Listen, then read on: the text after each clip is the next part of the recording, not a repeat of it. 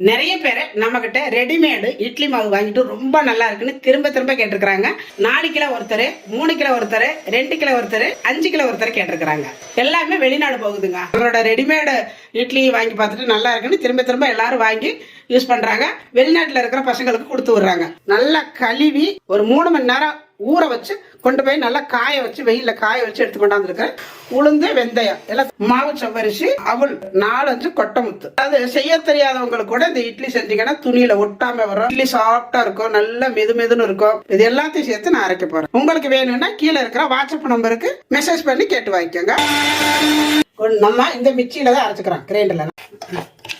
நல்லா இந்த மாதிரி அரிசி மாவை குறப்பா அரைச்சுக்கணும். உளுந்து மாவு தனியாக அரைச்சுக்கணும். நல்லா சளிச்சு மறுபடியும் போட்டு அரைச்சு வச்சிருக்கேன். இந்த மாதிரி அரைச்சிங்கன்னா தான் இட்லி நல்லா இருக்கும். நீங்க இட்லி கல்லாட்டு இருக்கும். அவ்வளவுதான். இன்னும் பேக்கிங் பண்ண வேண்டியதான்.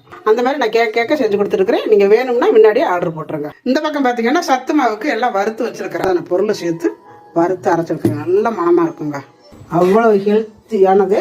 கல்யாண வீட்டு சாம்பார் தூள் அவ்வளவு நல்லா இருக்கும். இது இங்க பிரண்டை பொடி, அப்படியே இங்க எல்லா சோப்பு எல்லாமே உளுந்து சோப்பு, இது குப்பைமேனி சோப்பு. இப்போ நம்ம அரைச்ச இட்லி மாவுல இருந்து நான் கொஞ்சமா எடுத்து எப்படி இட்லி செய்யறது அப்படிங்கறத நான் காட்டுறேன். நான் ஒரு 1/4 கிலோ எடுத்து நான் செய்ய போறேன். பாருங்க, 1/4 கிலோ மாவு எடுத்துருக்கிறேன்.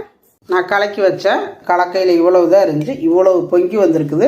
இந்த ரெடிமேட் மாவு மெயினா நீங்க தெரிஞ்சுக்க வேண்டியது, அவ்வளவு சீக்கிரம் பொங்கிராது. மறுநாள் காலையில இட்லி ஊத்தணும்னா முதல் நாள் சாயந்தரம் 6 மணிக்கே கலக்கி வச்சிடணும். நல்லா அடிச்சு கலக்கணும். அப்படி இல்லைன்னா கொஞ்சமா தண்ணியை ஊத்தி அந்த மாவை ஊற வச்சிருக்க அப்படியே கெட்டியா ஒரு 10 நிமிஷம் கழிச்சு மிக்சியில போட்டீங்கன்னா நல்லா அதுவே அடிச்சு கலக்கிடும். அது சீக்கிரம் நல்லா புடிச்சு வந்துடும். நம்ம கையால கலக்கிறத விட மிக்சியில போட்டு லைட்டா தண்ணி ஊத்தி அந்த மாவை அடிச்சு மறுபடியும் தண்ணி ஊத்தி உங்களுக்கு எந்த அளவுக்கு அந்த இட்லி நம்ம எப்போது கலக்கி வைக்கிறோம்ல அதோட கொஞ்சம் லூசா கலக்கி வச்சிருங்க.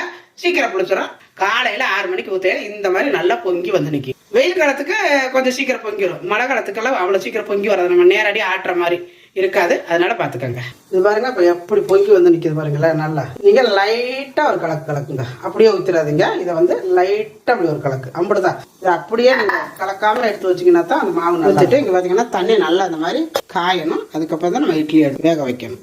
3 நிமிஷம் இருந்தாலே போதும். பாருங்க எப்படி உப்பி நிக்குதுன்னு. நல்லாவே வெந்துருச்சு.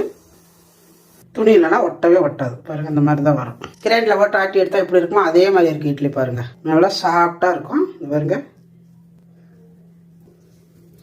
தொட்டட உடஞ்சு பாருங்க, எவ்வளவு சாஃப்டா இருக்கு பாருங்களேன். நல்லா சுட அப்படி எடுத்து சாப்பிட்டீங்கன்னா அவ்வளவு பஞ்சு மாதிரி இருக்கும்.